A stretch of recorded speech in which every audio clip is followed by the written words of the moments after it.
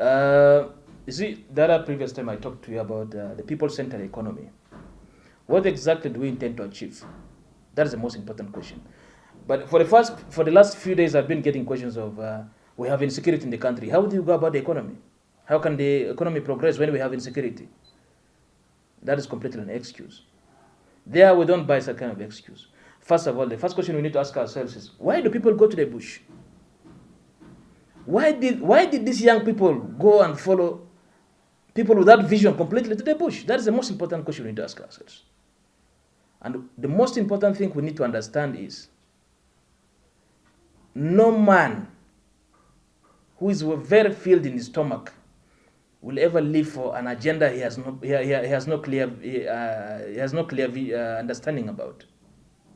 So when you find people going to the bush, you need to understand that people are very hungry. There's no food in their houses. A man cannot get food for his children on the table. This is very clear. We need to understand that concept of life. So now, how do you go about this now? Do we say no? The war is continuing. We cannot get into agriculture. We can't have our production base. These are questions we need to ask ourselves. Now, if you see, as most of us, for instance, in our areas, in your areas, or in the entire state, I don't think we have any production base. There's no production base, and where we have no production base, expect no better economy. The economy will never be best, and the national government will always suffer because the state is not doing their part. Actually, the national government is supposed to benefit from the state. You see, the state is the root of the national government. The national government is just like a branch. So now, if the root does not get, if the branch does not get water that is coming through the roots, then how does it survive? So here we need to understand in that production base of our economy has to be the agriculture. For instance, in our case is Western Equatoria. How do we go about agriculture? That is question number 2. How do you go about agriculture? The last day I talked about farmers union. Okay, let's say in each county, we have in each boma, there's a farmers union. In each of our boma, like the boma where I come from, James Diko, we have our farmers union. And in James Diko, we ensure that there are 2 categories of farming. There's farming in community land, and there's farming in individual lands. So what do we need to do as a government? What do we need to do, for instance, what do we expect of the government? Is to ensure that at least we have this system where, we can introduce a system of, in Pazande they say, Anisa. We are one. That's why we want to bring in the idea of community land. That is specifically allocated for the community to look into the service deliveries that is to cater for the service delivery specifically for that community. That community land, whatever revenue comes out of it, after taxation, will go for building schools, will go for building hospitals, will go for building other amenities which that specific boma is lacking. That's why I was emphasizing on the issue of a centered government, the centered people's government, where everyone feels very responsible. Everyone feels, no, they are part of this system. Let's say we have community land and we have 6 days in a week. 3 days, community land. All you and your family, your children, your wife, and everyone. Today we are going to community land. Another 3 days, private land. And for the community land, we need to have a very specialization in terms of what kind of crops we need to grow. What exactly do we need to target? Like, for instance, let's say in James Diko, we are cultivating pineapples. And then James Diko in Yambio County specifically have to only be for pineapples. That is in the community land. In the private land, you can decide to cultivate anything of your choice. Because at the end of the day, you need to feed your family with this kind of plant, or this kind of plant, this kind of plant. If you go to Mvolo, for instance, people in Mvolo, he said Mvolo is good for maize. So in the community lands in Mvolo, people specialize. In one of the bomas, people specialize in cultivating maize. And it has to be in a very big scale. Why do I say this has to happen in such a way? We do not want a scenario where you find people are cultivating maize in a very big scale in Yambio, and again people are then at the same time are cultivating maize in a very big scale in Volo. With the adoption of the community land policy, what do you think? What do you think we'll be able to achieve as a state? Here we are going to unite people. We are going to unite the masses in agriculture. That's why we say action speaks louder than the words we speak. When you are uniting farmers, and you know these are people when you unite farmers, you unite our mouths, because that is why we cannot live without them. So once farmers are united, expect that the whole state is united. So now, for instance, if you unite farmers, if you unite the community in such a way that people have community land, they feel they are responsible, they feel they are obliged to this specific issue to achieve in their specific community. Like for instance, I was talking about the case of James Diko. Now in James Diko we have schools, we have hospitals, we have that have been a campaign of this generation for the next generation. Then what are you going to expect of the next generation? What will they expect from them is they'll be like, oh, okay, our dads built these schools, our dads built these hospitals for us. The unity will continue from generation to generation. It will never go off, and that's how we will be able to unite the country. Very special, very special way, very special way. Now I was talking about when you grow crops in one county, you don't need to grow crops in another county. Now, when we come into the aspect of the export-based economy, where now the government has got partners, the government has got cooperation with the regional with the regional bodies. Let's say the other countries like Congo, like Central Africa, like Uganda, like Chad, even Sudan. That's why we need to be able to increase production. That means we're not only going to be focusing on growing maize in Volo. We'll also need maize in Mundri. We also need maize in Maridi. We'll also need maize in Tombra. We'll also need maize in Izo, in Zara, in all these locations.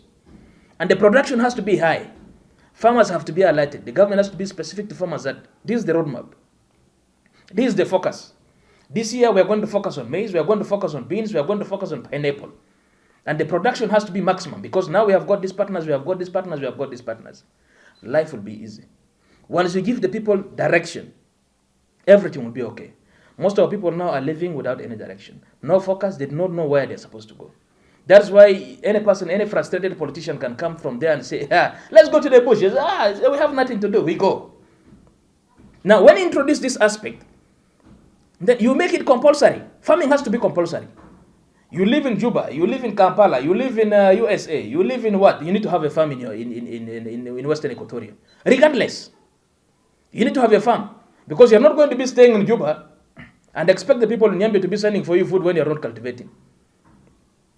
So everyone has to be responsible.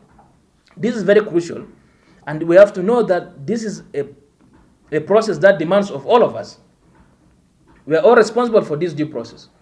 So if you're in such economy, if you're just going to be there reluctant, very lazy, as a government, you need to have your own farms.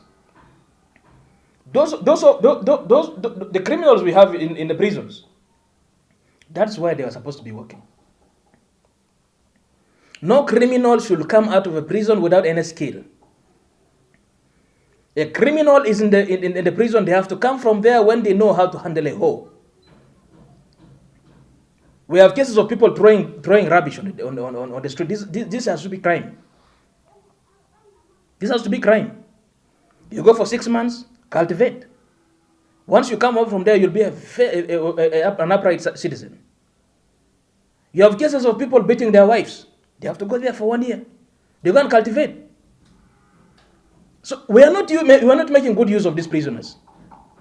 The prisoners have to be taken to cultivate, so that when they come out of the prisons, they come up with a skill. You see, that is very important. Number two is the aspect of education.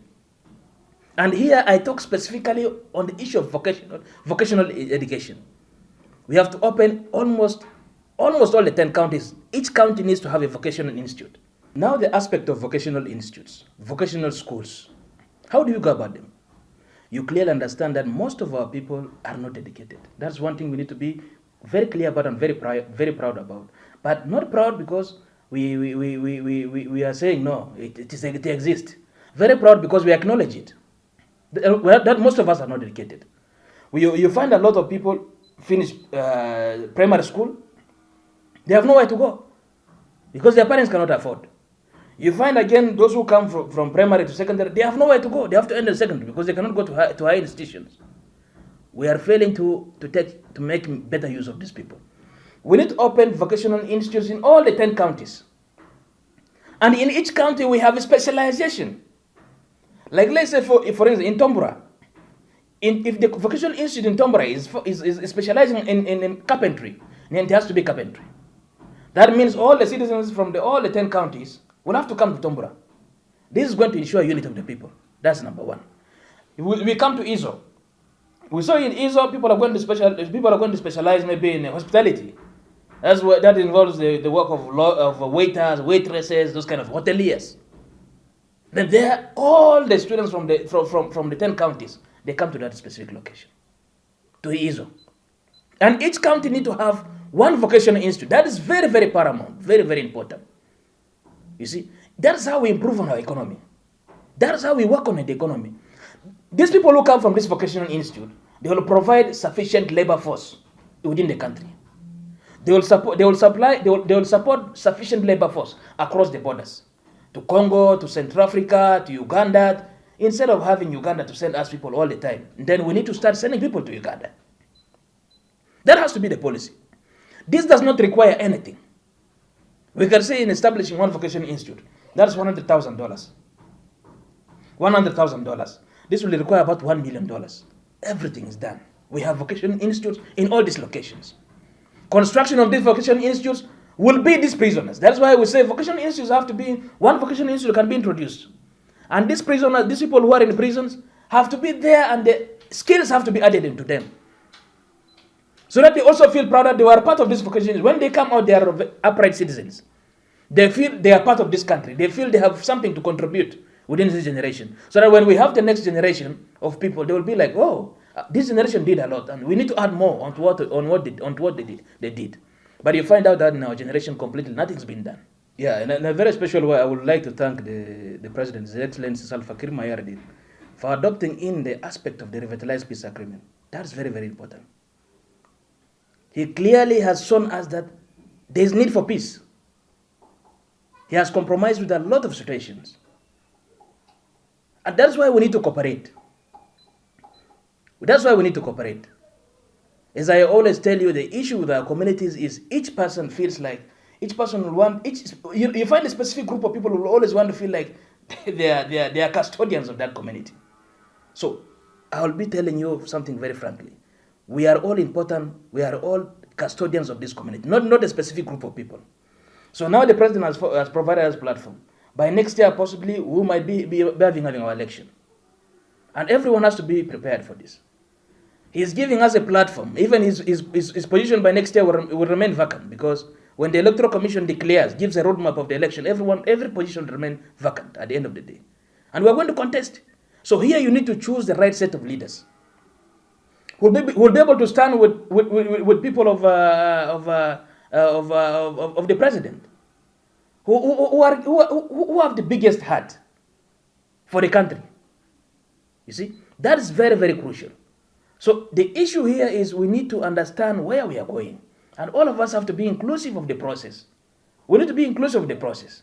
The lazy cannot be tolerated. We're in a situation where we cannot tolerate the lazy today. This situation is where you find young people going to the roadside to drink tea from morning up to sunset. It has to be abolished. We don't need to abolish it in a row. People do not know what to. I would not want people to think like, oh, abolishing it is maybe against civil rights and this kind of. No, it's not like that. It's to uphold the growth of this economy. It's to uphold the progress of this country. The progress of this country is our own progress. So we need to cooperate in the due process. And at the same time, again, the government has to cooperate with the citizens. The citizens have to cooperate with the government. We are all in this process, and I think that's the most important aspect. I really thank the President for all the massive work he has done. More, you see now when we look into unity state, we all understand that the development of the refinery is going on. By 2025, 2026, we'll have the refinery done. And the road constructions of the major roads are already going on. You see, that's very important. And again, here I need to touch to you about the issue of the road infrastructure. The road infrastructure of the main road, starting, let's say, from Juba, going like this up to Wow, that is the responsibility of the national government. Most of you will not be, maybe are not aware about this. That is the responsibility of the national government. The national government is not going to do much if we don't start. By us starting at the state level, this will give pressure to the national government to ensure that something is done so that we have the market. We have goods going to all over the location, in all the locations. So now, how do we go? How do you go about this? How do you go about this? That means let's say the feeder roads that are connecting our own counties, connecting our own bombers, the Payams, the local administrators, the Payam heads, the bomber heads. These ones and the local chiefs have to cooperate and to ensure that these feeder roads becomes part of our responsibility. Today we are becoming so much reliant on the UN agencies. That's one thing I need to tell you very clearly. These UN agencies have become a profit-making body.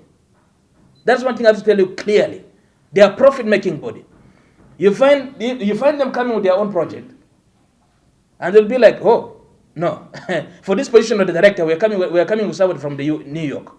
We are bringing somebody from Argentina. We are bringing somebody from France.